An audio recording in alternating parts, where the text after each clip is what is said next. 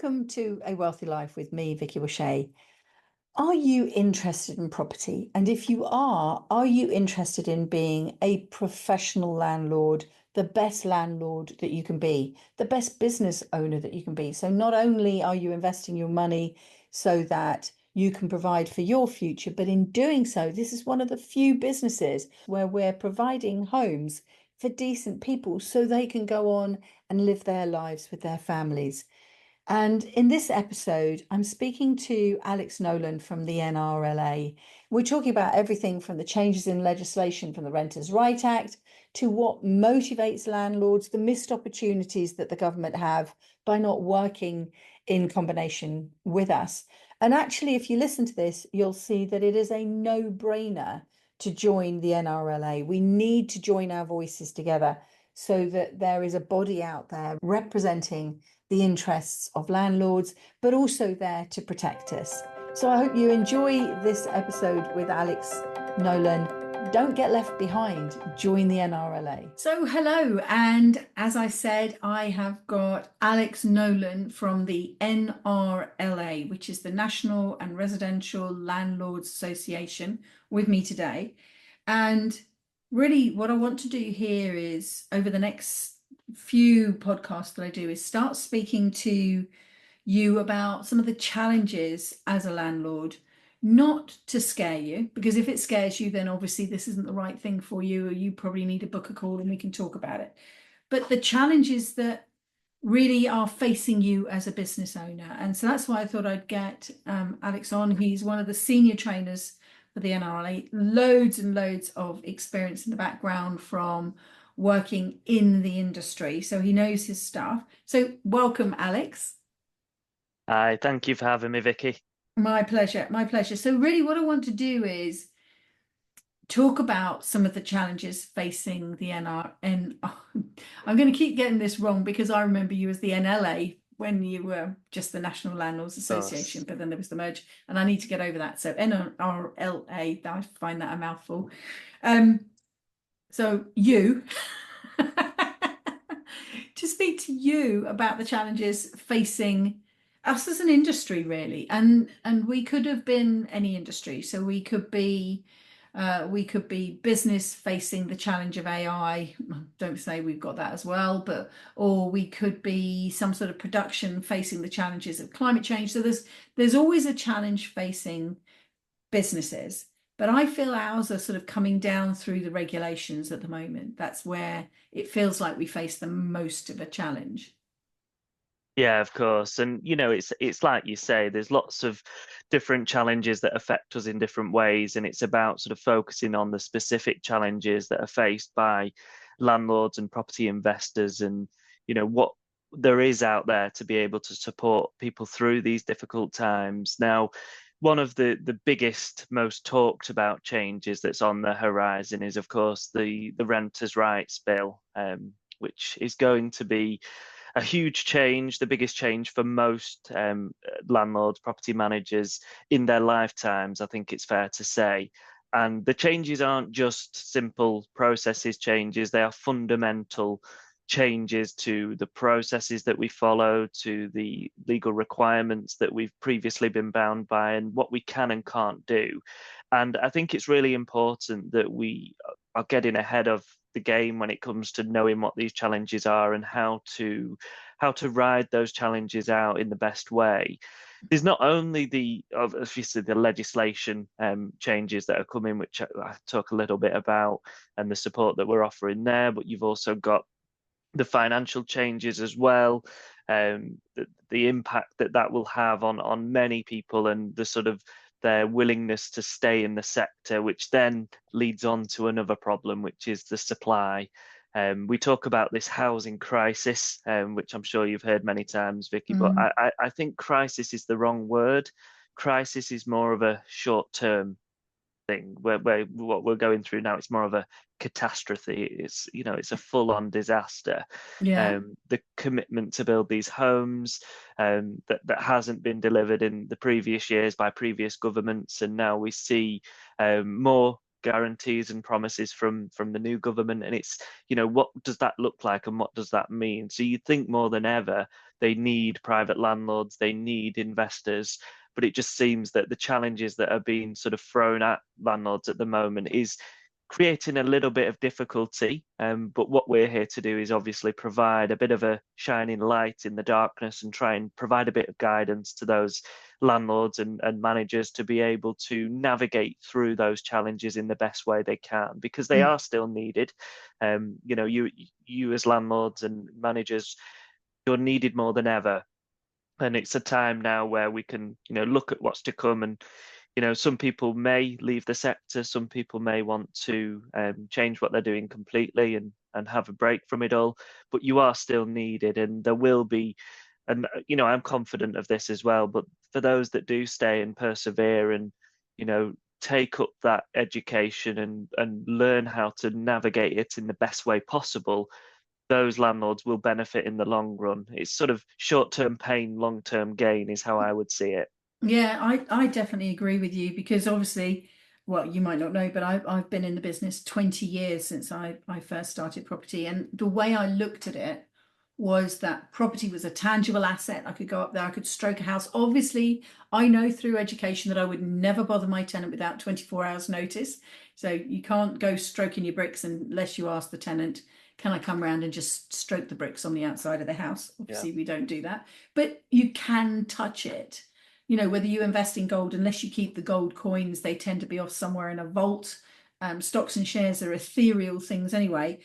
And what I found with property is it was a couple of things. It was tangible. It was something that I could leverage. I could get a loan on it so that I didn't have to put my 100,000 in. I could put in 75,000 from the bank. And then at the end of it, however much this is affected by interest rates going up and down and the overheads of running a business, what I found was that I could get monthly cash flow coming out, but I could also benefit if I held it for the long term. I've got the long-term capital gain. And then it tapped into, and I think you've said this before, for me, the reason for being a landlord was both mathematical and then also not emotional with a big E, in the sense of not logical, but emotional in the sense of I've always, I think the thing I want to do is I want to say thank you, because when my marriage first broke up, it was because, no, never mind, it wasn't because of this. A person had shared their house with the council, so a property they didn't need to live in, a spare property that had come into their family, and they had given it over on a contract to the council, and I was rehoused temporarily into this accommodation. And that gave me a place of safety, a new place for me to create a family. And that is such a strong driver in my business that when I first started out, all of the properties that I rented, I was quite proud that my entire portfolio was benefit tenants, mostly single mums. I don't know that I had a married couple. I might have had a young girl and her partner or boyfriend or whatever, but I didn't have any married women or any married families. And it was predominantly a female and her children. And that for me, what I did was, if you think of the story, I've gone from being on benefits myself, that's how I had social housing, to sorting out the maths and then being in a position where I could do this for other people. And I've never thought that the government have understood this.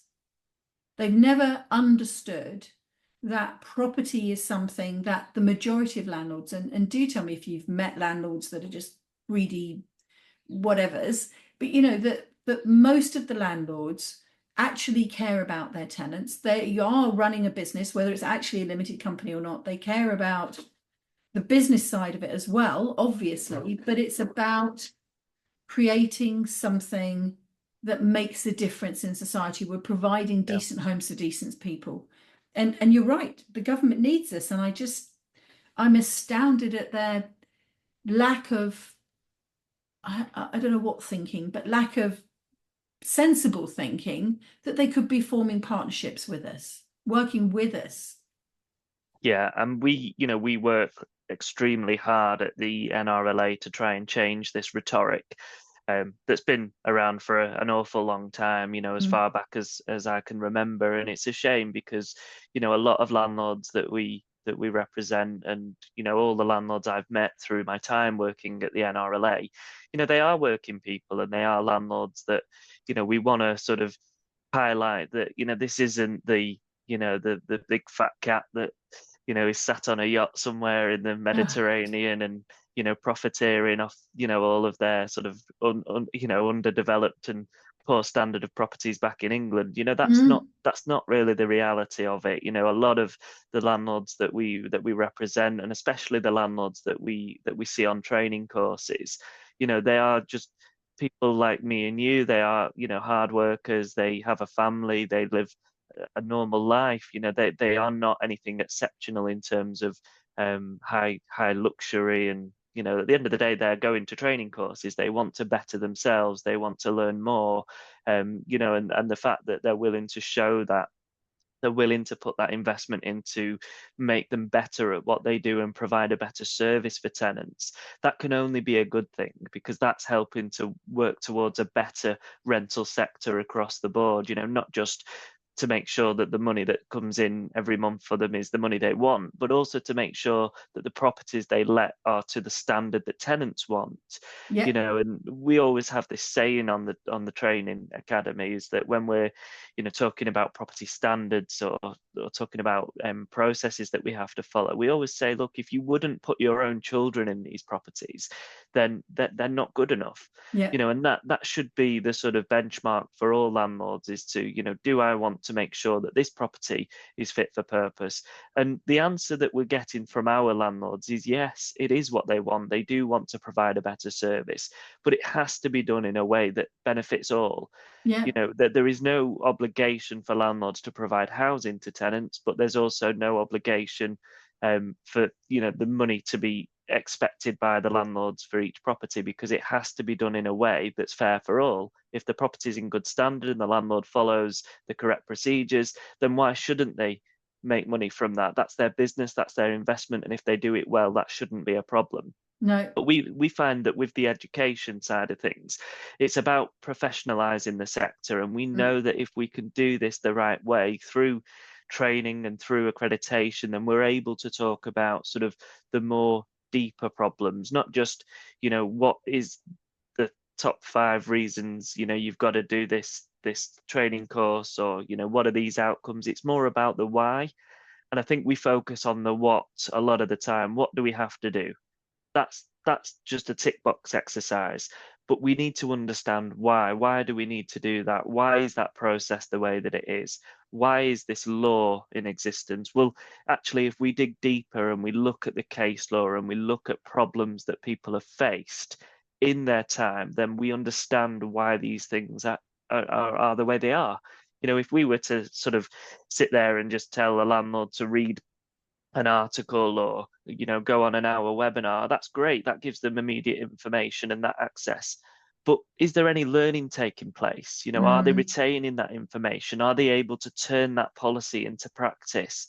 And that's really what we specialize in. It's about giving that information in a way that the landlord, the property manager, they can take that away, put it into practice, and actually learn from it, and learn by doing, and learn by using the different ways, the kinesthetic, the audio, the visual, making sure that they are able to take that information that is very complex. Let's be honest, the information isn't published on buses by the government to remind landlords to serve the new how to rent guide. It doesn't happen. Landlords have to go searching for that information. We mm. want to make it easy, affordable, and accessible. And that's really why we do what we do. It's to back up the wider NRLA initiative by providing that education, which is to empower landlords to be able to do these things without fear of getting it wrong. Totally. And of course, the ultimate consequence of getting some of the let's call them procedures that you need to follow. So like to minimize it and just say it's a procedure, but actually some of those procedures are about saving life. So the gas certificates, the electrical certificates, obviously the energy performance is about general climate change, but actually it's also about cost effectiveness for the tenant, because if we do the right things to the property, the things that you'll probably do to your own home. So if you do it to your own home, why wouldn't you do it for your tenant? You can reduce their heating and utility costs. They're then going to be in a better position where the rent is more affordable for them. So it's always, and as you say, I've always thought to myself, would I want my daughter to live in this house? So first about the locale, would I want her coming home from work on a dark evening to this house? Does that feel safe? And then the other side of it is, once she's gone through the front door, would this house be safe for her to live in? And if the answer is no, then, well, I would never have got to the point of the answer being Yeah. no, because I would have done all the other bits. But that's always that, like, the little voice at the back of my head, is it safe? So you mentioned the word accreditation in there. So that if we wind it back, so some areas in the country require landlords to be licensed. And while Correct. this is really more about, I believe, income generation in that area than is actually making meaningful change, because I know that I'm in my second round of 5 years of licensing on a couple of my properties, and I can't see how the standards have changed in the slightest. That their bad landlords are still out there being bad landlords because they didn't pay for the licensing, so they didn't make any changes. And I know that because I've also bought properties just recently with tenants in situ. So I can give you 3 houses as an example. One where there was a young woman with a child with, let's call it, learning difficulties, an older boy still at sort of secondary school, and then her partner, he works, she stays at home and looks after her daughter. When we checked the property, and one of the things we do is we ask for the gas, the electric and the EPC, we got the gas, but we didn't get the electrical certificate. We got the electrical certificate for a different house, so slight breach of GDPR rules by the letting agent. We went back to them, and there was no way that this letting agent could provide an electrical certificate because it hadn't been done. So then when we asked to bring in our electrician to check the property over, so this is before we buy, we bring in the electrician, and the first thing he does is turn off the electricity at the mains and call the supplier, because there was such a fault on the line that he deemed the electricity or the whole electrical Yeah. system at the fuse box to be dangerous. I mean, from Right. simple things like there are no grommets, so that little girl could have got her fingers in through any of the holes. And of course, what are kids like doing? Poking their fingers in things, and not 1,000 other things wrong, but plenty of things that were wrong. Yeah. Yes, we did go back to the landlord and make him pay to get all of this changed. That's not the point. That tenant was living in an unsafe house. And then I've recently looked at 2 more properties, one with a tenant that had been there for 40 years, 40, and to his knowledge, he's never had the gas or the electric checked. And when the boiler was replaced, the landlord did it himself. So Right. the landlord fitted the boiler. Is the landlord a plumbing and an electrical engineer? And we're going to go with no, judging by the state of the boiler.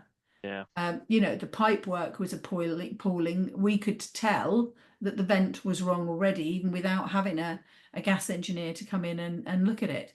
And again, another property that had, by the same landlord, a tenant been in there for 17 years, no electrical certificate, no gas certificate. You're allowing families to live in houses, not that are unsafe, although the very first example was unsafe, not that they're unsafe, but that you don't know are safe. It's interesting, isn't it? And I just feel that there are so many, and I suppose this is the why that you're talking about, so many rules that we follow, that if you understood why you did them, you could not possibly argue. So to do a gas certificate, to do an electrical certificate, you could not possibly argue. In fact, I feel it should be a law for all homeowners, because there are all the homeowners that we have in the country could well be living in houses where they haven't serviced anything or Yeah. done anything else. So Yeah. that's good. But then every so often they do stuff that just doesn't make sense. So like the changes that are coming, and the fact that it's called the Renters' Rights Bill, that tips that balance just in terms of the terminology, that therefore is implying that it's a landlord's disadvantage bill.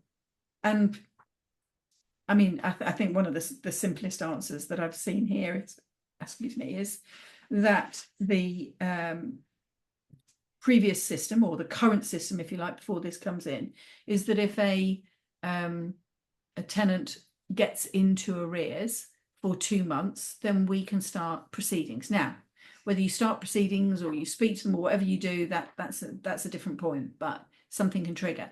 If we then, according to the renters' rights, allow them to get into 3 months debt, as someone who's been in a situation where the rent wasn't paid in my past life, the stress that causes, how is making that stress last longer before someone will speak to you and do something about it a good thing? I personally, if I was in debt, I'd rather you have a conversation with me, well, as soon as I get into Early, yeah. debt, and then certainly within weeks again, if that hasn't happened, and then weeks and days again, not wait 3 months and then come back to me and go, Vicky, you know, you had a problem where you missed the 1 month's rent. Well, now you've missed 3 months' rent. You got 3 times the bigger problem. It doesn't make sense. And that's the bit that's annoying Yeah. for me.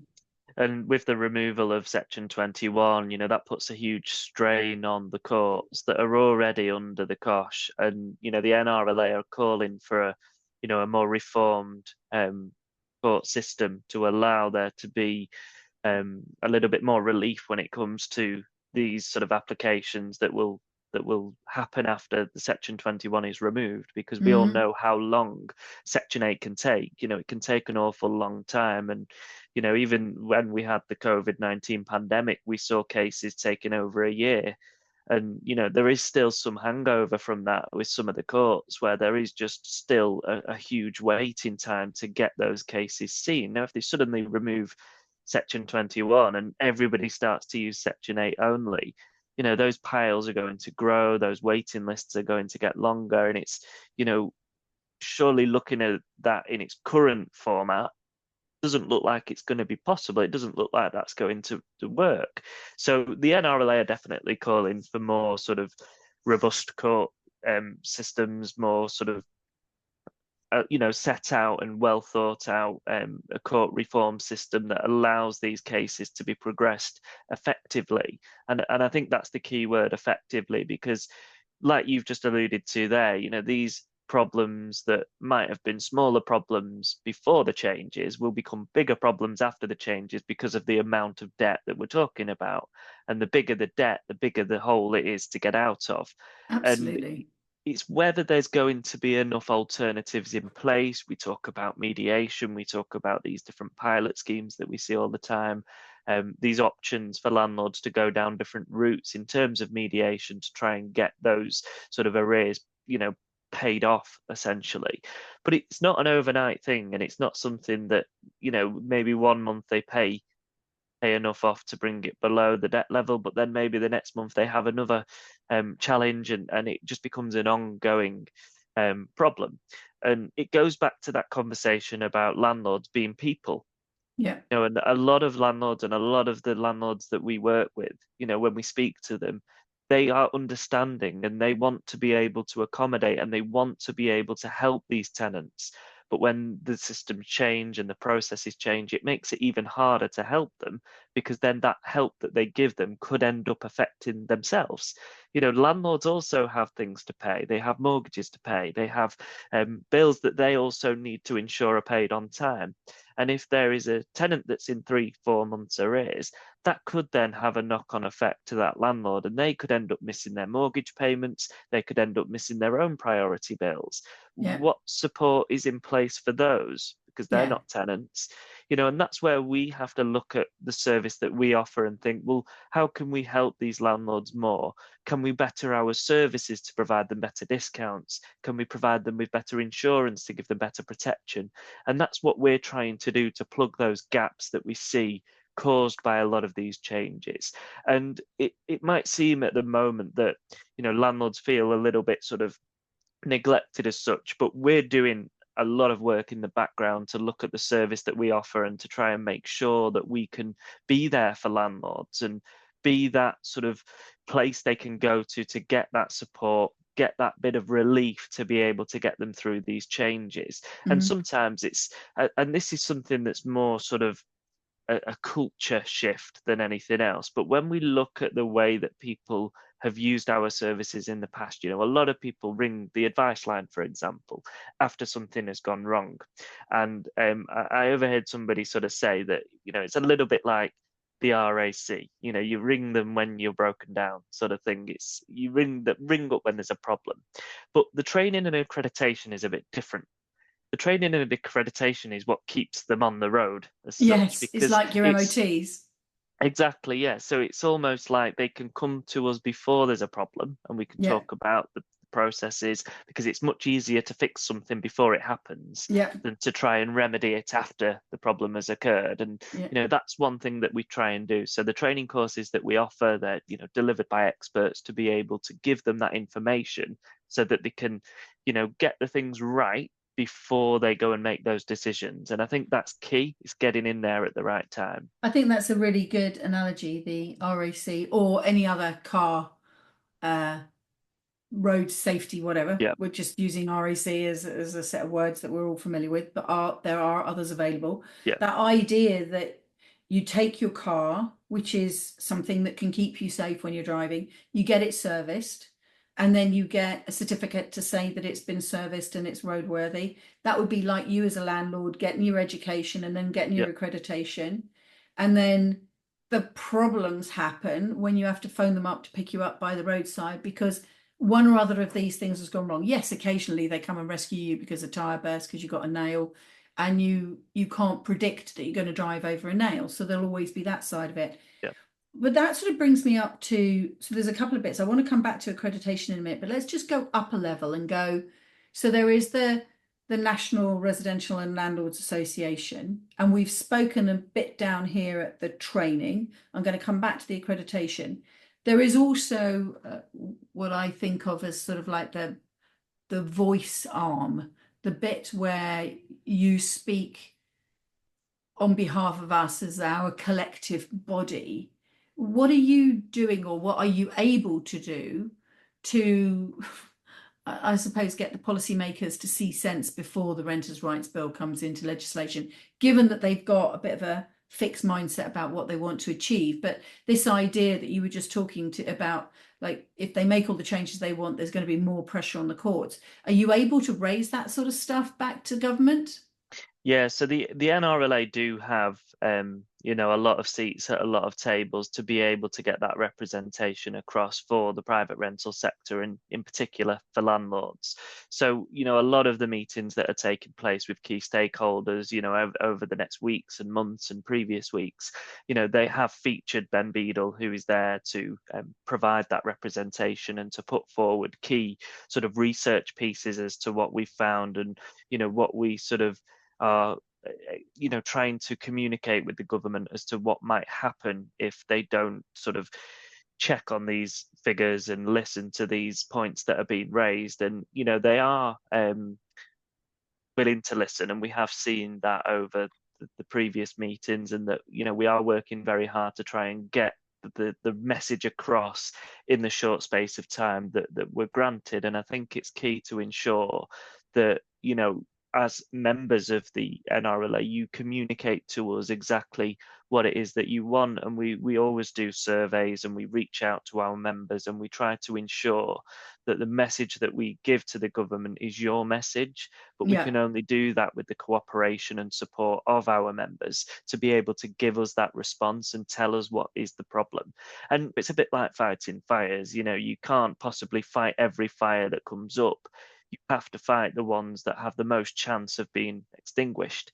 And I think that's something that has always been the challenge, is to make sure that we are having the right conversations at the right time with the right people.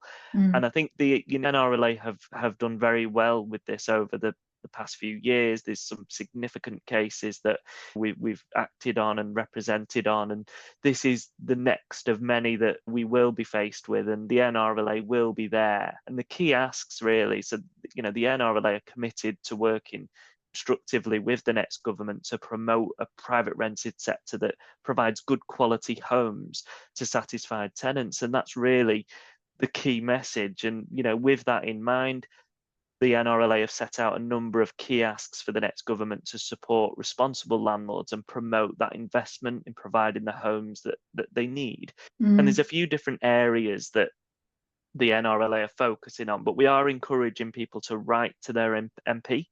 So make sure you do that.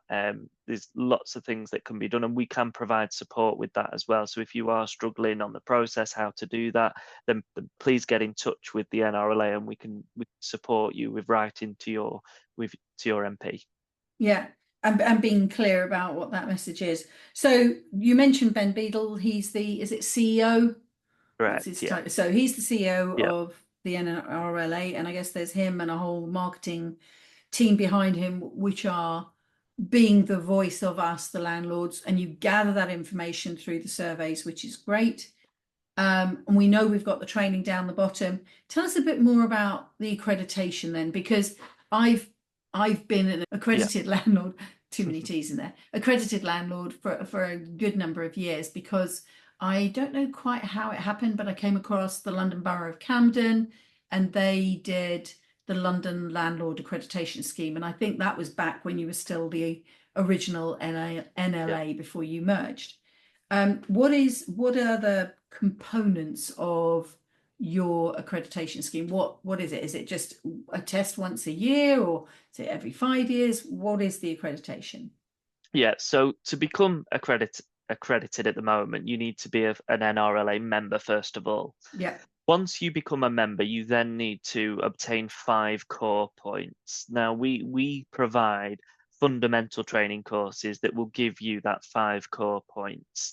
So you become a member, and if you purchase the training at the point of signing up to be a member, you will get a 50% discount on that course, which is a huge discount to encourage people to become accredited. It's to help towards that professionalism of the sector and to make landlords have that sort of medal in place to showcase how good of a landlord they are. And we think that's important to shout about. Once the 5 core CPD points have been achieved, and there are some equivalents as well. So if, for example, you've already done a training course with another provider that might call it something different, but as long as the sort of learning criteria matches our fundamental course, which is legal requirements, understanding the main process and getting those sort of key things understood and evidenced, then that can qualify as well. But for the sake of the example, let's talk about the NRLA course itself. So at the moment it's currently a full day course.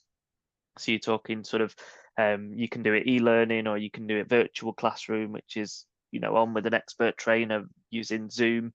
And then you've also got face-to-face as well. So face-to-face training in the classroom, bit of networking. So there's those methods that are available. It's a full day course with the expert trainer. Once you've completed that, there will be a test at the end that will be sent to you through our e-learning platform.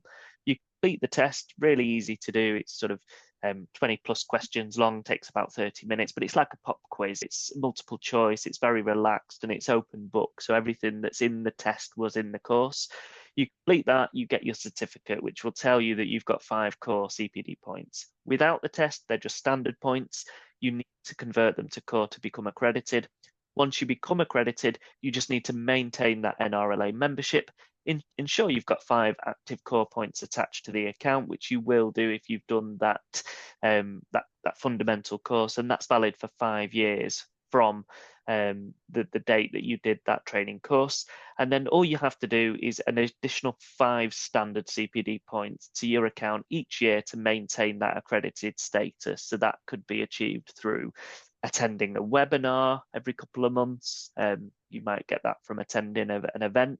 We've got the NRLA conference coming up, which I'll mention briefly towards the end. But there's loads of ways that you can achieve that, and we try and make it as easy as possible for you to maintain that accreditation. And then before the end of the 5th year, you complete a further core training activity. But we try to ensure that we make our training as exciting and as enjoyable as possible, that makes you want to come and do it sooner. But those are the requirements to become accredited. Okay, so we've done talking about really what the NRLA does, what its day-to-day job, which is Yeah, being a voice, offering the training. So that's the equivalent of the service, so we don't get into trouble. But when we do get into trouble, or we have questions or whatever else, there's the helpline. And then there's the accreditation along the bottom, which is sort of like rubber stamping ourselves and demonstrating to the tenants, and I think out to the general public, that we are a professional landlord. So yeah, that's great. Given all of the changes that are due to come some point in 2025 with the renters' rights, are you going to have training, whether that's a webinar or a course, that can take people? So like where I've been in the business for years and I've got that core knowledge, is there going to be some sort of I can't think of the word, but like upskilling to take yes. on the changes? So not to go back Yeah. over all the old stuff, but to upskill anybody who's already qualified and trained, and then obviously you'll feed it into all your new training going forward anyway. Yeah, that's correct. We respond to the needs of the sector when it comes to training, and we know that there will be a demand for training in relation to Renters' Rights Bill. What we have done is that we have now released and published a pre-order option for a course that will be coming early next year. And if you book on the course before the 31st of January, there will be a discount, an early bird offer to get those sort of dates in before implementation, because we know there will be a little bit of a rush for people to be able to get that information before it's implemented. So we want to be there to provide that support. So yes, I can confirm that the NRLA will be publishing and will be offering a Renters' Rights Bill, which will probably be the Renters' Rights Act when it comes to be delivered. But at the moment, we are taking bookings for that. And if you keep an eye out on your sort of social medias and your emails, you'll see a discount that will be available to you as well. So we would definitely encourage people to pre-order on that. We know that some people are still a bit sort of, they want to know what the current state of play is. And, it can be tempting to look at other training courses that are out there that might advertise as Renters' Rights Bill training. But at the moment, it's still very early days, and, you've got to make sure that you don't, you want to make sure that you've got an understanding, but at the right time. So this is Yes. something that we can't rush. There's all the secondary legislation that has to come. There's amendments that might come later. So it's important not to put all your eggs into a training course that may be published now, because then you'll end up having to pay for it again when it comes. And that's why we're not offering at this stage. We're making sure that when you do that training, it will be the only training that you will need. So Yeah. we're asking people to be patient and to put trust in us, in that the course that we deliver will be able to give them what they need at the right time. And if people really do want a current state of play overview of where we are now with the Renters' Rights Bill, then they can book onto our legislation update course, which is delivered once a month. And that will allow you to be able to get a current sort of general feel of where things are at the moment, what's happening, the progress of that, what it currently means and what it's looking like. But it won't give any call to action. It won't tell you to do anything as such. Yeah. So what we're saying is, if you want Renters' Rights Bill training, book on the early bird pre-order course. We'll be sending comms of that as well, and I can get you to Yes, share I was that going to with your say, listeners. yeah, Yeah. definitely send me the link of that and I'll put it in the show notes. So Yeah. that's awesome. Okay, what else have I forgotten to ask you? It might also be worth mentioning as well that the NRLA do offer a huge library of documents and guides. And this is one of the sort of key features that many members use the NRLA for, and it's to allow them to, the more physical side of navigating the complex area. It's the inspection forms, the tenancy agreements, the guarantor forms, the deposit forms, and everything in between. The NRLA can provide that. So if you're currently, looking for documents and you want them all in one place, then the NRLA can offer that for you. So it's really important to, be aware of the right documents and make sure you're using the correct forms, the correct templates to make sure you don't have any problems further down the line. And those all will be amended to reflect Yes. renters' rights as well. Of course they will. Brilliant. Yeah. Listen, thank you so much for your time, Alex. For everybody listening to this, you'll have missed the conference because this is coming out after the 6th of November. But hopefully you'll have heard our little tester that will stick out earlier, our little advert, and then you'll get to hear about it.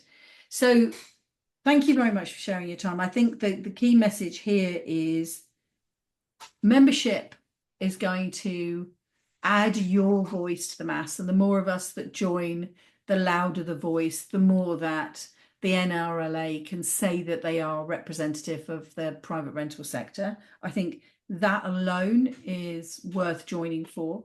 But then the fact that you've also got, as you say, the digital library, let's call it, the resources, the templates, the reports, you've got the training, and then the accreditation with the stamp, and then the helpline for when you get yourself into a pickle, if you do. Well worth the membership, and that's why I really wanted to just share this out to everybody that's listening. And I think that we need some sort of redress in the market. We're always considered to be the bad guys. I think I was saying to someone the other day that every TV program you watch, there was some ridiculous comedy, so-called comedy, that was put up on Sky, and in the opening moments, the two characters that were killed off were property developers from Slough, and it made us laugh briefly, but then it made me go, but that's it, isn't it? We're always the bad guys. You know, we're the new ones to hate. And I think we're missing the fact and the message that actually without the private rental sector, there would be a lot more people homeless, not just being put up by the government into actually hotels at exorbitant prices. And we're offering an alternative to that, but also people physically on the streets.